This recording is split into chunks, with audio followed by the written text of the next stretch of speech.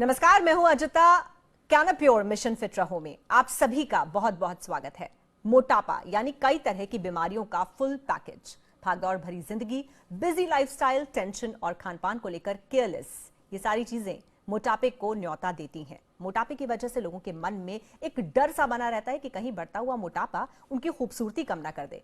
मोटापे को कैसे दूर भगाएं, बात करने के लिए हमारे साथ स्टूडियो में मौजूद हैं डॉक्टर परवीन भाटिया, जो कि चेयरमैन है ओबेसिटी सर्जरी के गंगाराम हॉस्पिटल में। बहुत स्वागत आपका डॉक्टर साहब।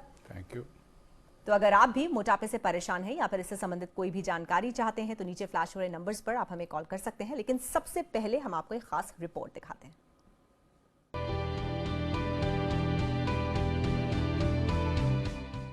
कहते हैं मोटापा बीमारी का घर है और हर बीमारी की शुरुआत मोटापे की वजह से होती है। खाने का ठीक से ना पचना वजन बढ़ने का सबसे बड़ा कारण है। मोटापा कम करना कोई आसान काम नहीं है। अगर आपने फैसला कर लिया है कि आपको अपना वजन कम करना है तो सबसे पहले आपको अपनी जीवन शैली और खान पान पर ध्यान देना होगा। जानते हैं आखिर क्या है मोटापे के कारण। मोटापे का कारण शारीरिक निष्क्रियता, जंक फूड का सेवन, व्यायाम न करना, एक ही जगह बैठे रहना, डाइटिंग जैसी चीजों को अपनाना, भूख से अधिक खाना, अनुवांशिक मोटापा, तनाव लेना, लंबे समय तक दवाइयों का सेवन। मोटापे के कई और भी कारण हैं, जैसे अधिक सोना, खाने के बाद ना टहलना, लेटकर खाना, खाने के बीच पानी पीना। ये तो थे कारण। अब मोटापा कम करने के उपाय के बारे में जानते हैं। मोटापा कम करने के उपाय: पानी खूब पिएं, डबल टोन दूध का सेवन करें, अंडे का पीला हिस्सा ना खाएं, दिन में थोड़ा थोड़ा खाना खाएं, फास्ट फूड ना खाएं, नमक और चीनी का कम इस्तेमाल, तला भुना खाने से परहेज, अंकुरित अनाज खाएं, रेड मीट से परहेज करें, फल और मेवे का सेवन करें, हफ्ते में एक बार उपवास रखें, अच्छी डाइटिंग के साथ नॉर्मल वर्कआउट करें। जी हाँ, आज की भागदौड़ भरी जिंदगी में इंसान सब कुछ हासिल करने की जद्दोजहद में लगा है। वो सब कुछ हासिल तो कर रहा है, लेकिन अपनी सेहत से समझौता करके, और नतीजा हमारे सामने है। इसलिए सेहत के साथ ना करें समझौता। चुस्त रहिए, दुरुस्त रहिए। और डॉक्टर परवीन भाटिया से हम समझेंगे कि आखिर कैसे छुटकारा पा सकते हैं हम मोटापे से, ओबेसिटी से। डॉक्टर साहब, डाइट कहा जाता है, डाइट और लाइफस्टाइल का सीधा संबंध मोटापे से होता है। लेकिन हमने देखा है कई बार कई फैमिलीज में एक ही तरह का लाइफस्टाइल फॉलो होता है, एक ही एनवायरनमेंट में लोग रहते हैं, बावजूद इसके किसी का वजन ज्यादा होता है, किसी का कम होता है। ऐसा कैसे होता है? ये आपने बिल्कुल ठीक प्रश्न पूछा शुरू में ही कि डाइट की वजह से ही मोटापा होता है। ये कैन यू इमेजिन कि जो वर्ड ओबेसिटी है ये एक लैटिन वर्ड से डिराइव किया गया है, और Latin word obesus, obesus means to eat more. अगर आप ज्यादा खाते हैं तभी वजन बढ़ता है। ज्यादातर बारी में आप अगर कार्बोहाइड्रेट ज्यादा खा रहे हैं या फैट रिच डाइट खाते हैं, फैट डेंस डाइट खाते हैं, या अल्कोहल का सेवन ज्यादा करते हैं, तो वो बॉडी में जाके फैट में कन्वर्ट हो जाता है। तो अगर आपने मोटापे को हमेशा के लिए दूर रखना है तो बेटर है जब भी कुछ भी खाएं तो सोचिए कि प्रोटीन प्रोटीन प्रोटीन खाना है, जिसकी वजह से बॉडी के अंदर फैट हमेशा कम रहेगा, डाइट हमेशा ठीक रहेगी, तो मोटापा हमेशा दूर रहेगा। ठीक है डॉक्टर साहब, इसको कुछ और समझेंगे। मुंबई से सपना जी हमें कॉल कर रही हैं, उनका कॉल ले लेते हैं। सपना जी, क्या पूछना चाह रही हैं, बताइए। हाँ नमस्कार जी मैं ये पूछना चाह रही हूँ कि हम लोग के घर में जो लाइफस्टाइल है खाने का, मेरे हस्बैंड का भी है, जो सिर्फ टमी पे वेट है उनका, और मेरी डॉटर है वो बिल्कुल नॉर्मल है, लेकिन उसका वेट कम नहीं हो रहा। जैसे वेट उसका 70 के करीब है, जो होना चाहिए 65 बीएमआई के हिसाब से। और इसमें हम लोग का लाइफस्टाइल काफी अच्छा है, सुबह भी एक्सरसाइज है प्रॉपरली, और उसके बाद ब्रेकफास्ट सिर्फ फ्रूट्स का है, और उसके बाद दिन में सैलेड भी काफी खाते हैं, और उसके बाद में 2 रोटी सुबह और 2 रोटी शाम का है जो खाना है वो भी मिक्स आटे का। जो जौ का आटा और चने का आटा और सारा मिक्स आटे का है। लेकिन इसके बावजूद भी मतलब टमी से वेट तो बिल्कुल भी नहीं जाता है, जिसको बोलते हैं आपके कि हस्बैंड exactly का उतना बिल्कुल, उतना ही और आपकी डॉटर भी जो है वो भी ओबीस है। हाँ, डॉटर भी है, वो नहीं ओबीस बहुत ज्यादा नहीं है, वो कम है, लेकिन वो भी जितना अपना वेट कम करना चाहती है वो बिल्कुल हिलता नहीं हो रहा है। डॉक्टर साहब, इनकी बात बिल्कुल वैसे ही होगी जैसे कोई कहते हैं ना, कुछ लोगों को हवा और पानी भी लग जाता है, क्योंकि लोग बहुत अच्छा मेंटेन कर रहे हैं, बावजूद इसके इनका वेट कम नहीं हो पा रहा है, ऐसा कैसे? इसके लिए बड़ा सिंपल सा आंसर है कि obesity runs in families because nobody runs in the family.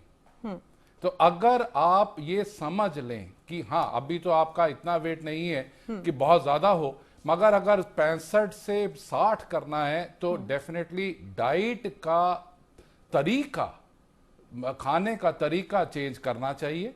ज्यादा प्रोटीन खाना चाहिए, कार्बोहाइड्रेट और फास्ट फूड और जंक फूड अवॉइड करना चाहिए, और एक्सरसाइज भी कोशिश यही करनी चाहिए कि हरकत में बरकत है, जितनी ज्यादा हरकत करेंगे उतनी बरकत होगी। बच्चों को भी पुश करिए कि जितनी ज्यादा सुबह आउटडोर एक्सरसाइजेस करेंगे, चाहे खेलेंगे, एक्सरसाइज करेंगे, स्विमिंग करेंगे, जिमिंग करेंगे, उतना ज्यादा वेट मेंटेन रहेगा। पर डॉक्टर साहब, एक छोटी सी चीज यहाँ पर ये समझना जरूरी है, क्योंकि उन्होंने शुरू में ये मेंशन कर दिया, उन्होंने अपना लाइफस्टाइल भी बताया, इन्होंने अपनी डाइट भी बताई, तो ये लोग रिलेटिवली हेल्दी डाइट मेंटेन कर रहे हैं, एक्सरसाइज भी करते हैं, Sure. लेकिन फर्क नहीं पड़ रहा है। फर्क इसलिए नहीं पड़ता कि हर बॉडी का मेटाबॉलिज्म डिफरेंट है। क्यों मोटापा हो जाता है? कुछ लोग, और स्पेशली हमारी पंजाबी औरतें तो हमेशा आके कहती हैं डॉक्टर साहब 2 फुलके खानी है, फिर भी इतना मोटापा आ जाता है, क्योंकि हर बॉडी का मेटाबॉलिज्म डिफरेंट है। अच्छा। अगर वो मेटाबॉलिज्म डिफरेंट है तो थोड़ा सा हमें अपनी बॉडी के हिसाब से एक्स्ट्रा एफर्ट करना पड़ेगा, तभी हमारा मोटापा कंट्रोल में रहेगा। एमपी से हमें कॉल कर रही हैं सीमा जी, उनसे बात करेंगे। सीमा जी, आपका क्या सवाल है, बताएं। मैम, मेरी बेटी 11 इयर्स की है जी। और अच्छी मतलब एक्सरसाइज वगैरह भी करती है, पूरा बाहर भी जाती है, लेकिन प्रॉब्लम ये वो उसकी हाइट भी काफी है। मुझे ऐसा लगता है कि ग्रोथ कुछ ज्यादा ही है। अच्छा। और 50+ उसका वेट है, 5'4" हाइट हो चुकी है वो उसकी, क्लास में सबसे लंबी है। लेकिन मुझे ही लगता है क्या उसको अभी से जिम वगैरह ज्वाइन करना चाहिए क्या या नहीं, क्योंकि अभी 11 इयर्स की है केवल। ठीक है, बताएं डॉक्टर साहब क्या करें। 11 साल की बेटी है, 50+ वेट है। 11 साल की बेटी में डेफिनेटली अभी एडवाइजेबल ऐसा नहीं है कि जिमिंग बहुत एक्सटेंसिव की जाए, बट रनिंग, प्लेइंग, स्कूल में गेम्स खेलना वो डेफिनेटली एडवाइजेबल है। और थोड़ा सा एक बार डॉक्टर, जो भी लोकल आपके एंडोक्राइनोलॉजिस्ट हैं, उनकी कंसल्टेशन जरूर लेनी चाहिए कि कई बार पॉलीसिस्टिक ओवेरियन डिजीज, जो ओवरी की एक डिजीज होती है जिसमें हार्मोन्स चेंज हो जाते हैं, उसकी इन्वेस्टिगेशंस जरूर कर लेनी चाहिए। फॉर एग्जांपल कुछ ब्लड टेस्ट और एक अल्ट्रासाउंड एब्डोमेन, सो दैट उससे मालूम पड़ जाए कि कोई ऐसी बीमारी तो नहीं है जिसकी वजह से वजन बढ़ता जा रहा है, या वजन की वजह से और वो बीमारियां तो नहीं बढ़ती जा रही। अगर वो दोनों नेगेटिव आते हैं फिर डेफिनेटली डाइट और एक्सरसाइज पे ध्यान दें, और धीरे धीरे जैसे ही स्केलेटल मैच्योरिटी अचीव हो जाएगी, बोन्स की मैच्योरिटी अचीव हो जाएगी, उसके बाद जिमिंग, एक्सरसाइजिंग, स्विमिंग वगैरह करें तो डेफिनेटली एडवांटेज मिलेगा। ठीक है, असम से परमार जी हमें फोन कर रहे हैं। परमार जी, बताएं क्या आपका सवाल है, पूछ सकते हैं परमार जी। नमस्कार मैम। जी नमस्कार, बताइए। मैम, तो मैं आसाम से बोल रहा हूँ, मेरा नाम परमार दशरथ सिंह है मैम। जी। हाँ जी मैम, तो मेरे फैमिली का थोड़ा मतलब पेट से मतलब मोटापा हो रहा है, तो उसके बारे में जानकारी दे सकते हो प्लीज मैम? आपकी पूरी फैमिली में है? जी मैम। पूरी फैमिली में है, सब लोगों को आप जो कह रहे हैं? नहीं, सिर्फ फैमिली को, सिर्फ मेरा वाइफ को मैम। अच्छा, आपके और आपकी वाइफ को पेट से कह रहे हैं मोटापा हो रहा है। यूजुअली नॉर्मली ये पाया गया है, ये देखा गया है कि इंडियन जो भारतीय लोग हैं उनमें मोटापा डेफिनेटली डिफरेंट किस्म का है एज कंपेयर टू यूरोपियन या अमेरिकन। हमारे अंदर विसरल बॉडी फैट डेफिनेटली ज्यादा होता है। हम जब सीटी स्कैन कराते हैं या एमआरआई कराते हैं तो उसमें हमने ये देखा है कि हमारी जेनेटिक कॉन्स्टिट्यूशन बॉडी की इस टाइप की होती है कि यहाँ पे एब्डोमेन के ऊपर फैट ज्यादा डिपॉजिट होता है। उसके लिए हमें एब्डोमिनल टोनिंग एक्सरसाइजेस करनी चाहिए, जैसे कि प्राणायाम वगैरह जैसे एडवाइस तो करते ही हैं, बाकी स्विमिंग, जिमिंग, ये एक्सरसाइज जरूर करनी चाहिए। और कोशिश यही करनी चाहिए कि एब्डोमिनल मसल्स अगर टोन रहेंगी तो मोटापा नहीं रहेगा और फैट कंट्रोल रहेगा। लेकिन ऐसे सिलेक्टिव वे में कैसे मोटापा आता है? जैसे कुछ लोगों को खाली एब्डोमेन के आसपास आया, कुछ लोगों को जो पूरा ओवरऑल ही उनका यही weight gain यही हो मैंने जाता कहा है। ना कि तो हमारी ये इंडियन फिजिक में ऐसा देखा गया है कि हमारी प्री डिस्पोजिशन है कि ज्यादातर फैट एब्डोमेन की मसल्स के नीचे या ऊपर डिपॉजिट हो अच्छा। जाता है। ठीक है। सऊदी अरब से हमें एक कॉलर कॉल कर रहे हैं। अपना नाम बताइए और क्या जानना चाह रहे हैं? सर सैफी मेरा नाम जी। शफी है। अच्छा शफी जी बताएं, जी पूछिए। सर मैं ड्राइवर हूँ, मतलब सेल्समैन है। ठीक है, आगे बताइए। मैं सेल्समैन हूँ, गाड़ी हम लोग ज्यादा चलाते हैं। मैं भी समटाइम दिन में 150 किलोमीटर 200 किलोमीटर हो जाता है। तो हम लोग ज्यादातर वर्कआउट नहीं कर पाते हैं, तो इसलिए हम लोग का वजन बढ़ता है। तो मतलब ऐसा क्या है मतलब जिससे कम करने के लिए? इसके लिए गाड़ी दूर पार्क करिए। जब गाड़ी को दूर पार्क करेंगे तो चल ओके। मैंने अभी बोला ना, हरकत में बरकत है। जितनी ज्यादा एक्सरसाइज करेंगे उतना अच्छा है। सीढ़ियां इस्तेमाल कीजिए, ना कि लिफ्ट या एस्केलेटर्स, तो उसी में ही एक्सरसाइज हो जाएगी। मन में हमेशा ये आना चाहिए कि जितनी ज्यादा मोशन करेंगे, जितना ज्यादा एक्सरसाइज करेंगे, उतना वजन कंट्रोल में रहेगा। ठीक और है। एक टाइम पे लंबे टाइम तक बैठे मत रहिए। ठीक है, तो सिडेंटरी लाइफस्टाइल नहीं होना चाहिए, आपको मूवमेंट बहुत ज्यादा जरूरी है, एक्सरसाइज बहुत जरूरी है। खाने पीने में डॉक्टर साहब क्या किस तरह का परहेज रखना जरूरी है? क्योंकि कुछ लोग ये भी कहते हैं कि मोटे लोग ज्यादा खाते हैं, जिनको मोटापे की समस्या, उनको ज्यादा भूख लगती है, तो वो भूख में बहुत कुछ खा लेते हैं। कम खाना चाहिए, कोशिश होती है डाइटिंग की। तो क्या डाइटिंग सही तरीका है मोटापा घटाने का, या फिर अपनी डाइट को हम रेस्ट्रिक्ट करें, सही डाइट लें? नॉर्मली ये देखा गया है कि जब इंसान थोड़ा मोटा हो जाता है तो उसका मतलब उसकी जो स्टमक की कैपेसिटी है वो बढ़ जाती। नॉर्मली फॉर एग्जांपल 1 लीटर अगर स्टमक की कैपेसिटी है, तो ज्यों-ज्यों ये इलास्टिक ऑर्गन होने की वजह से स्टमक की कैपेसिटी 2 लीटर तक हो जाती है। और उसमें कुछ हार्मोन्स प्रोड्यूस होते हैं, हार्मोन जैसे कि ग्रेलिन हार्मोन। ग्रेलिन हार्मोन होता है जिसको कहते हैं हंगर हार्मोन। तो जितना ज्यादा वॉल्यूम स्टमक का बढ़ जाएगा, उतना हंगर हार्मोन ज्यादा प्रोड्यूस होगा, उतना ज्यादा अंदर से क्रेविंग होगी कि मुझे ज्यादा खाना चाहिए। और उसकी वजह से इंसान जब खाता रहता है, तृप्ति नहीं होती, सटाइटी नहीं होती, सेटिस्फेक्शन नहीं होती, उसी की वजह से वेट बढ़ जाता है। तो हमें करना क्या है? डॉक्टर साहब एक कॉलर लेते हैं, फिर जानेंगे करना Sure. क्या है। और रिस्क फैक्टर्स भी यहाँ पर जानना बहुत जरूरी है कि जिन लोगों को मोटापा अपने आप में एक बीमारी है, लेकिन वो अपने साथ बहुत सी और भी बीमारियां ले आता है, रिस्क फैक्टर्स ले आता है। वो रिस्क फैक्टर्स क्या है? राज दुबे जी से बात कर लेते हैं, छत्तीसगढ़ से हमारे साथ फोन लाइन पर है। पूछिए राज दुबे जी।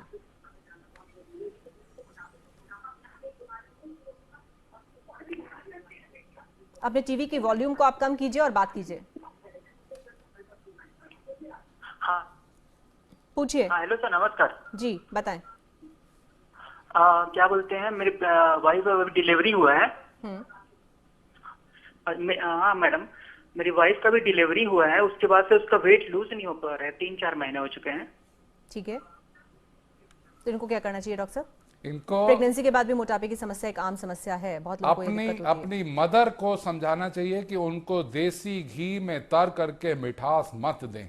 नॉर्मली हमने ये सब ने देखा है कि डिलीवरी एक बहाना होता है, मगर उसके बाद मदर इन लॉज और बहुत ज्यादा घी और बाकी मिठाई और मीठा बहुत ज्यादा देते हैं। उसकी वजह से ये एक बार ये फैट जब बॉडी में चढ़ जाता है तो ये उतारना बहुत मुश्किल है। और साथ में अप्रॉक्सीमेटली जैसे ही 42 दिन खत्म हो जाते हैं, 6 वीक्स का जो परप्यूरम टाइम है वो खत्म हो जाता है या चलिया खत्म हो जाता है, उसके बाद एक्सरसाइजेस शुरू करें, चलना फिरना शुरू करें। और जितना ज्यादा हरकत करेंगे उतनी जल्दी वेट लॉस होना शुरू हो जाएगा और मेंटेन रहेगा, लॉन्ग टर्म में मेंटेन रहेगा। कपिल जी से बात करेंगे, गुरुग्राम से हमें फोन कर रहे हैं। पूछें कपिल जी।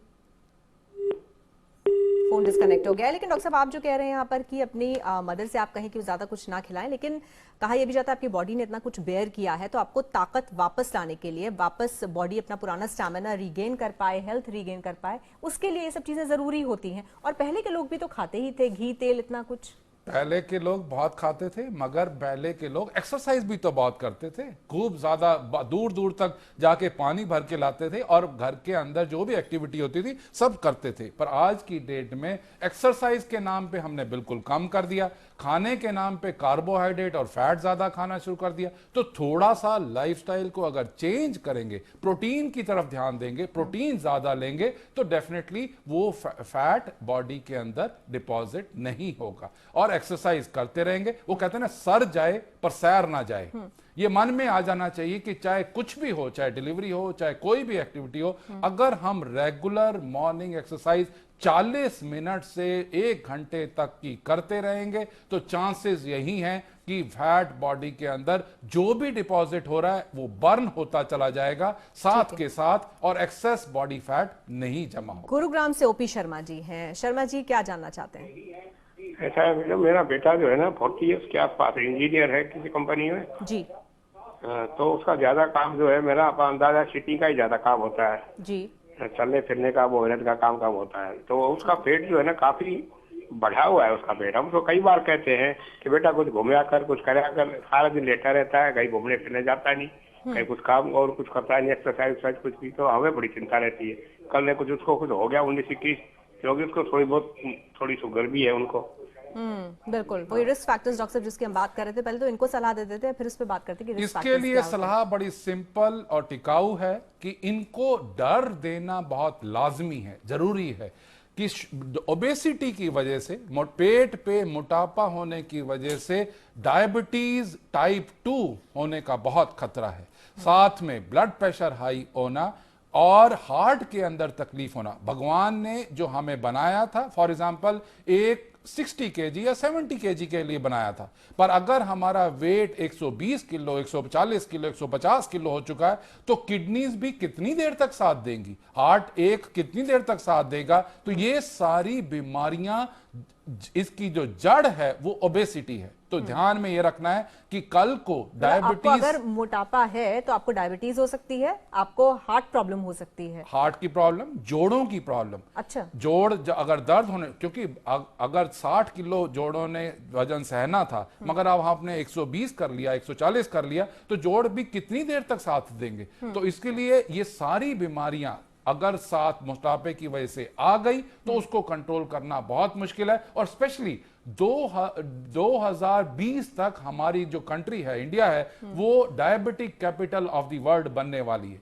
तो वो कारण मेन जो है उसमें ओबेसिटी है। तो अगर हम इसको, डायबिटीज को नहीं कंट्रोल करेंगे, अगर ओबेसिटी को नहीं कंट्रोल करेंगे, तो डायबिटीज की जो कॉम्प्लिकेशंस हैं, रेटिनोपैथी, जो आईज की इन्वॉल्वमेंट है, किडनी के अंदर इन्वॉल्वमेंट है, बाकी सारे ऑर्गन्स की इन्वॉल्वमेंट है, ये काफी ज्यादा बढ़ती चली जाएगी। उसके बाद अगर हमने यू टर्न लिया तो वो बिल्कुल गलत है, तब मुश्किल हो जाएगा। निर्मल जी कॉल कर रहे हैं गुरुग्राम से। निर्मल जी क्या जानना चाह रहे हैं? मैम मैं ये जानना चाह रहा हूँ डॉक्टर साहब से कि मेरा बेटा है 5 फीट 9 इंच उसकी हाइट है, ठीक है, 95 केजी इसका वजन है, 95 केजी उसका वजन है, ठीक है, और थोड़ा चिंतित हम लोग रहते हैं कि उसका वजन कम होना चाहिए। तो डॉक्टर साहब वजन कम करने के लिए क्या अच्छा उपाय है, और स्वस्थ रहे उसका क्या अच्छा उपाय है?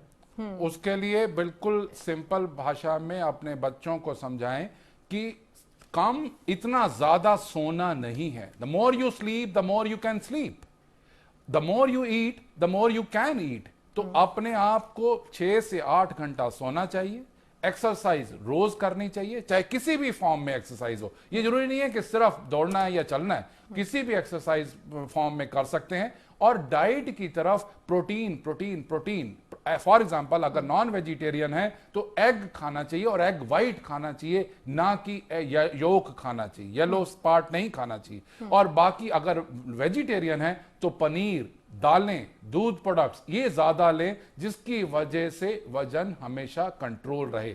मगर कोशिश यही होनी चाहिए कि वजन ना बढ़े तो अच्छा है। वो तो बहुत ही अच्छा है। जयपुर से रामकिशन जी हैं हमारे साथ। रामकिशन जी सवाल पूछ सकते हैं? नमस्कार मैम। जी नमस्कार, बताएं। जी मैं एक 62 इयर्स ओल्ड आदमी हूँ जी, और रिटायर्ड एम्प्लॉय हूँ। ठीक है। तो मेरे क्या है 8 साल पहले जो है वैसे हार्ट की प्रॉब्लम हो गई थी, ब्लॉकेज आ गए थे, तो मैंने CABG करवाया था। ठीक है। और CABG ट्राई वेसल्स का 3 नसों का चेंज, मेरी जो पैरों में से नसें निकाल के लगाई गई थी। उसके बाद में 8 साल निकल गए, ठीक है। 2-1 साल से मेरे जो है ये पेट का मोटापा बढ़ रहा है, जबकि मैं घी बिल्कुल बंद कर रखा है मैंने, नमक बिल्कुल कम खाता हूँ मैं, और बिल्कुल नॉर्मल कोरी रोटी और अक्सर कर जो भी सब्जी वगैरह मिलती है वही खाता हूँ। और जहाँ तक है मैं अपनी जो फूड ऐसा है जो तली हुई चीजें हैं, भुनी है, वो मैं बिल्कुल अवॉइड ही करता हूँ। लेकिन उसके बावजूद भी थोड़ा वेट जो है, जैसे मेरा पहले 67 था तो अब जो है 73 हो गया है। ठीक है। तो मैं देख रहा हूँ क्योंकि 63 साल की रन कर रहा हूँ, तो मेरे को क्या प्रिकॉशन क्या करना चाहिए था कि मेरे समय के हिसाब से। ठीक है रामकिशन जी। इसके लिए एक सिंपल एडवाइस ये है कि sugar is the ultimate killer.